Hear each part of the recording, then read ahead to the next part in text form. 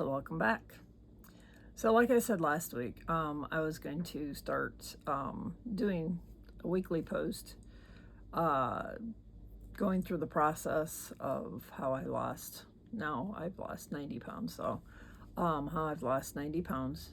And last week I talked about how, what made me decide to lose the weight, and that I had started, eventually I wanted to, get into keto and everything. But so when I initially started, I had, just put myself on a calorie restriction, and started logging everything on FitnessPal.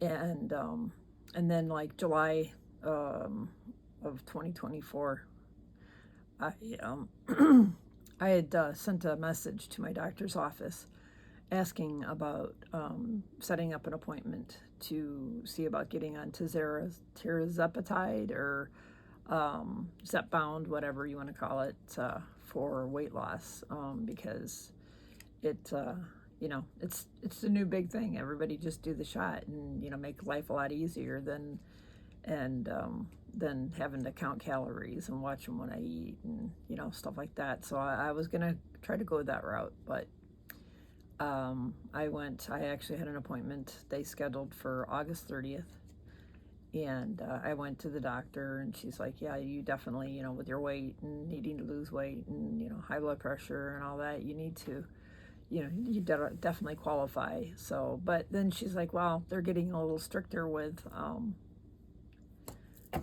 who qualifies to be on it, and if your insurance covers it or not.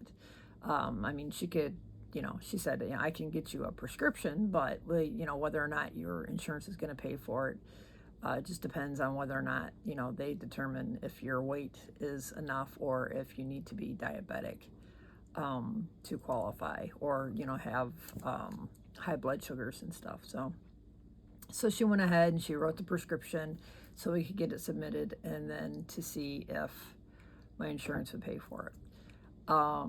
But it came back that, yeah, my insurance would not pay for it, and it would have been out of my pocket every month to get the shot. Anywhere from $800 to $1,000 a month for the shot. And I'm like, yeah, I'm not paying that kind of money for it. I'll just have to suffer through it. And one of the concerns I had about even trying the shot was, whether or not it might cause me issues with my gut, with having Crohn's and other intestinal issues, previously, and the gallbladder and everything. So, my gut's always been kind of sensitive, and I know my husband was on Ozempic prior to this, and he was on it for a while, but I want to say probably 6-7 months in, they had to take him off of it because he started having severe abdominal pains, ended up in the emergency room. And so that was one concern I had about getting on it, if I did get on it. But thankfully I didn't get on it. Now that I hear all the stuff that's in the news about some of the side effects of it and everything, I think I'm doing the better option, and that's just controlling what I eat and not overeating, and eating the better food and not eating all the processed garbage with all the chemicals and the added colors and the sugars, and going low carb. I just think that was a better option in the long run. So I just, I set up initially for a 1,500 calorie daily goal, and I had lost weight at that point. I was down to 227 pounds when I went to the doctor that day. So that was down from 246. So I had lost some weight in that time, but I wanted to lose it faster. I just, I know I gained it slow, and I just wanted to lose it faster. And, seeing all this stuff on the news, and people around me that have been, put on the shots and stuff, losing weight, lots of weight, the celebrities, everything. It was appealing because it's always been a long, hard road for me, trying to maintain my weight. So when, like I said, when I saw that price tag of what it would cost for me to do that, and I just, decided, you know what, I'm just going to stick to it, because bottom line, if I even lose, 1 pound every week or every 2 weeks, that's 52, anywhere from 40 to 50 pounds a year I lost. I would lose. And that's 40 or 50 pounds less than where I was starting. And like I said, I had already lost about 19 pounds at that point. And, it didn't seem like much, but then again, I was already starting to feel a little better, because I didn't have that extra weight just dragging me down. So then I started researching, how to naturally create GLP-1.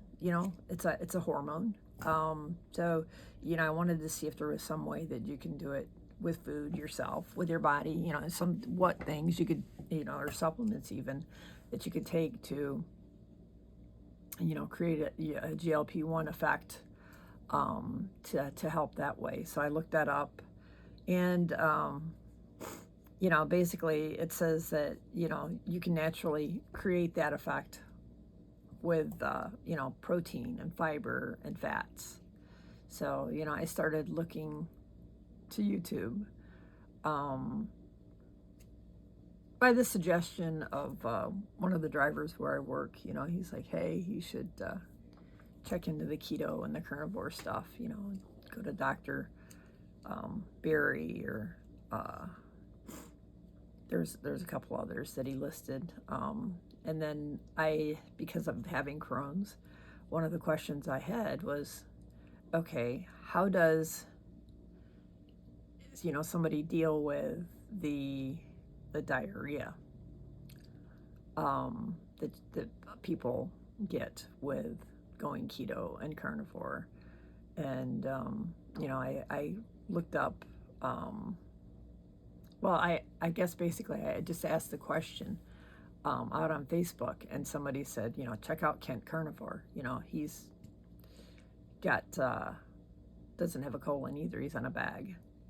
So I checked him out and listened to, watched him a few times, and it was pretty funny because one of the main things that he talked about was how, they say you got to have fiber and all this stuff, and he had noticed the same thing that I had noticed when I had originally had my colon removed, and I still had the bag, is that, when I ate meat, all that came out was water.